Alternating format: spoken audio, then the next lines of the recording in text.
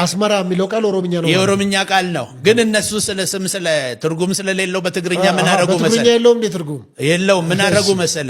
ጎግል ላይ ገብተህ ማየት ትችላለህ። በኢንዶኔዥኛ ይላል። እሺ ፍቅር ማለት ነው። ኢንዶኔዥያ ጋር በምን ተአምር ነው?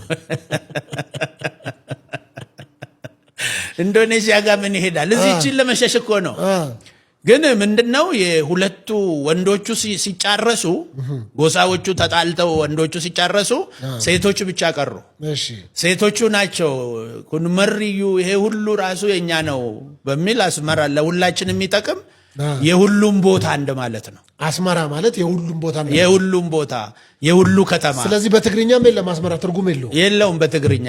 ግን ያው ሊፈጥሩ ይችላሉ። አሁን እንግዲህ ሰው እንዳይወስድብን ብለው ይሄ ነው። አሁን ኢንዶኔዥያ ሄደው ኢንዶኔዥያን በእኛ ቋንቋ ፍቅር ማለት ነው። መጥቶ እዚህ ያልኖሩ ወይ አልገዙ ወይ ምን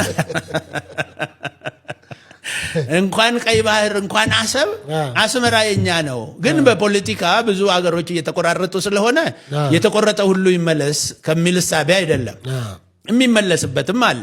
ግን ይሄ አሁን ቀይ ባህርን እዛ አካባቢ ደግሞ የጥንት ታሪክ ጸሐፊዎች ሁሉ እንደጻፉት ፈረንጆች ሁሉ ጽፈዋል። ቀይ ባህር አካባቢ ኦሮሞዎች ይኖሩ ነበረ ይላል። ከዚህ ከባሬንቱ ጋርም በተያዘ የሁለቱ የኦሮሞ ልጆች ቦረናና ባሬንቱ ናቸው። ባሬንቱ አውራጃ ይባል ነበር በደርግ ጊዜ። አሁን ብሌን እነሱ የሚሏቸው ማህበረሰቦች ማለት ነው።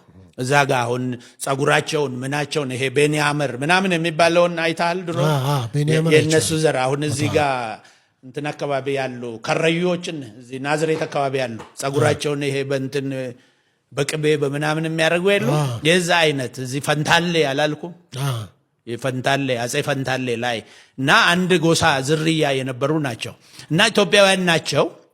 በእርግጥ ኢሳያስም ኢትዮጵያዊ ነው።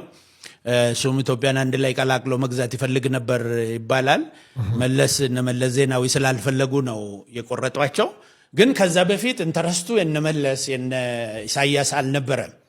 የነጮች የአረቦች ፍላጎት ነው የነበረው እና አንድ መጽሐፍ በጣሊያን ወረራ ጊዜ የአጼ ኃይለሥላሴ አማካሪ ጆን ስፔንሰር የሚባል አሜሪካዊ ነበረ።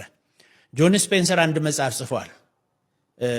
ኢትዮጵያ አት ባይት የሚል በአማርኛ ሲተረጎም ጥርስ የገባች ሀገር።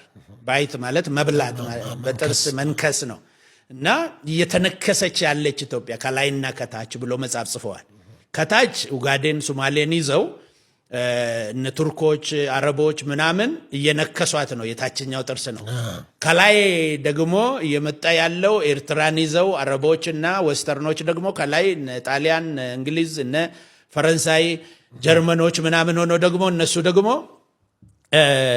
ጥርሱን እና ኢትዮጵያ እንዴት ነው ጥርስ ውስጥ እየገባች ልትዳመጥ የቀረች አገር አድርጎ ነው የጻፈው ጆን ስፔንሰር። በአማርኛም ተተርጉሟል።